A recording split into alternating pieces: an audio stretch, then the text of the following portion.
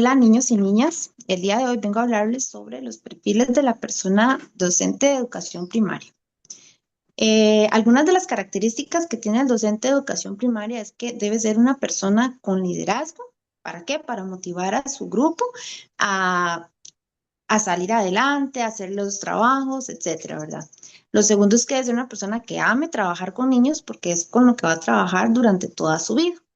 Lo tercero es que debe ser una persona con muchas habilidades para trabajar con la tecnología, ya que esto va a enriquecer mucho las clases que la persona brinda, ¿verdad?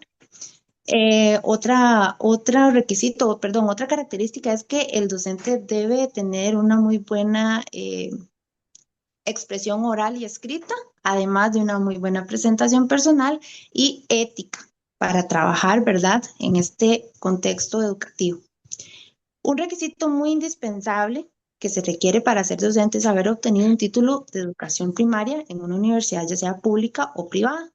Además, que requiere de tener capacitaciones constantes para siempre mejorar, ¿verdad?, en su labor como docente. Responsabilidades y tareas que tiene un docente. Bueno, debe capacitarse, ¿verdad? Y constantemente debe impartir lecciones que antes debió haber preparado para evaluar sus materias como español, matemáticas, estudios sociales y ciencias.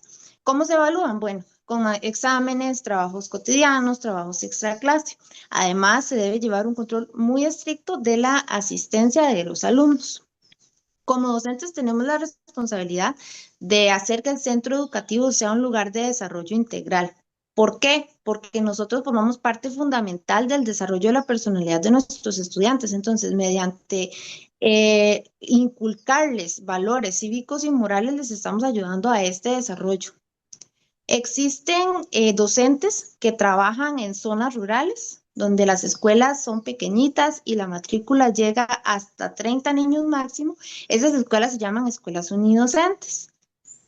Los docentes en estas escuelas deben trabajar solitos, ellos no tienen compañeros de trabajo y entonces tienen todas las responsabilidades que acabo de mencionar, pero también tienen la responsabilidad de llevar el área administrativa de esta escuela unidocente, por lo cual tienen una labor todavía un poquito más extensa. Para concluir, podemos ver que los docentes tenemos una variedad muy grande de responsabilidades y tareas que no se limitan solamente a impartir lecciones, sino que nosotros desarrollamos a nuestros niños en varios ámbitos de su vida para convertirlos o ayudarlos a convertirse en buenos ciudadanos. A continuación, la compañera Vanessa les va a hablar de otros docentes que trabajan con unos grupos muy especiales para Costa Rica. Hola, niños, niñas. Muchas gracias, compañera. Espero que estén muy bien. Bueno, yo les voy a hablar del maestro y maestra que trabaja en las zonas rurales, específicamente en los pueblos indígenas de nuestro país en Costa Rica. Dentro de las características que tienen que tener estos maestros y maestras es que preferiblemente sean nativos de esas comunidades, que hayan nacido en esos lugares para que tengan un manejo del idioma, un dominio del idioma de ese lugar fluido, ¿verdad? Esto es muy importante y también tiene que conocer el español, porque va a impartir las lecciones en ambos idiomas.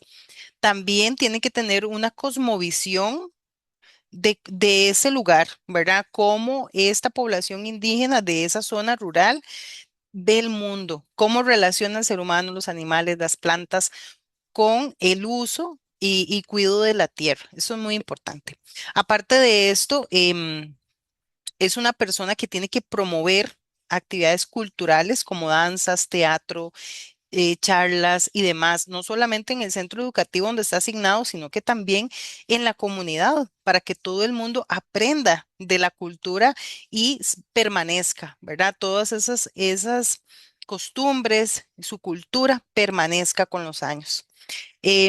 Muy importante, como bien mencionaba María Alejandra, los requisitos que tienen estas personas son igual a otros maestros y maestras que trabajan en otros sectores del país. Tienen que tener un título universitario como maestros y maestras de primer y segundo ciclo universitario. También en el caso de las poblaciones indígenas, ellos tienen que tener o llevar unos cursos que se llama Educación Indígena. Esto lo imparte el Ministerio de Educación y tienen que llevarlo como parte de los requisitos para poder ser nombrados en caso de no ser de esa región en ese lugar específico. Y también algo que compruebe el manejo del idioma en caso de que no sea una persona nativa de ese lugar. Eso es muy importante.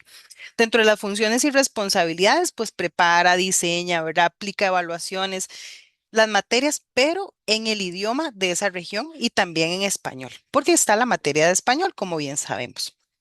Trabaja con personas adultas mayores que les llaman sabios, que son personas que les dan consejos y demás en temas culturales de esa región.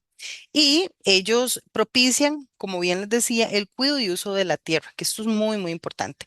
Está la figura del maestro y maestra unidocente, como bien mencionó María Alejandra anteriormente, el cual es un maestro que está solito, sin otros compañeros, en un aula multigrado, que atiende a primero, segundo, tercer, cuarto, quinto y sexto grado en un solo aula y entonces tiene que preparar sus materiales y su planeamiento curricular de acuerdo a las necesidades de sus estudiantes. Y también administra ese centro educativo en donde está, tiene que velar por el uso de los recursos y también por la limpieza, comedor y otras cosas más. Ahora, la compañera Iris les va a contar otro tema sumamente importante. Adelante, compañera.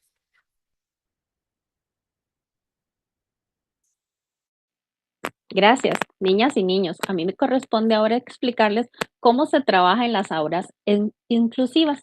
Por ejemplo, acá tengo esta caja de lápices de colores. Como pueden ver, todos los colores son diferentes, pero cuando los utilizamos juntos podemos pintar maravillosos paisajes. Y eso es hermoso. Pues en las aulas inclusivas sucede algo muy similar, y es que cada niño es único y cada niño es importante y aprenden a su propio ritmo o de diferentes formas.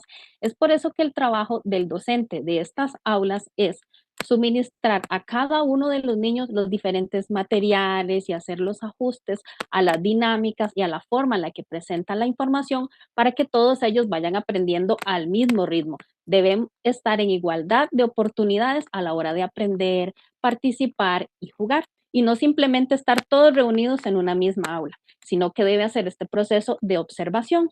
¿Y por qué? Bueno, porque los docentes hemos estudiado cómo funciona el cerebro y también las emociones, y esto influye mucho en la forma en la que aprendemos. Por ejemplo, hay un científico, Piaget, que él dice que los niños aprenden tocando y moviéndose para poder entender su entorno. Ahora que ustedes ya están en primaria, tienen una forma de pensar un poco más concentrada. Eso quiere decir que ya su mente está lista para poder resolver temas un poco más complejos. Todo este tipo de cosas lo tenemos que ver dentro de estas aulas. Por ejemplo, al hacer tareas, muchas veces van a recibir la instrucción de su profesor, pero si por alguna razón a alguno se le dificulta, entonces va a buscar el apoyo en uno de sus compañeros. Según Eric Erickson, a esta forma de aprender se le llama el otro, o sea, apoyarse de otra persona de confianza que nos inspira para poder trabajar en equipo. Todas estas herramientas los profesores las observan y van adaptándolas a la hora de hacer el diseño de las clases, así también como el de las actividades. Es por eso que en las aulas inclusivas, cuando vamos a preparar la clase, los docentes tenemos que prepararlas con mucho amor. Pero además de eso, tenemos que saber escuchar, guiar y acompañar a nuestros estudiantes para hacer que tanto los juegos como las dinámicas estén adaptadas a los niños. No pueden ser de periodos muy largos porque esto tiende a cansarnos. Y además de eso, tenemos que usar imágenes que sean visuales y que tengan menos palabras para los niños que aprenden mejor observando las cosas y memorizándolas. De esta manera es como funcionan las aulas inclusivas para que todos se sientan integrados. Algo importante es que se sientan en semicírculo para que todos puedan tener un contacto visual y de esa manera se fomenta la comunicación respetuosa. En conclusión, cuando respetamos el ritmo de aprendizaje de cada uno de los estudiantes y en la clase escuchamos y acompañamos, esto hace que el aula se vuelva un lugar seguro, donde cada niño tiene voz dentro del aula. Así es como trabajamos en las aulas inclusivas. Muchas gracias por su atención.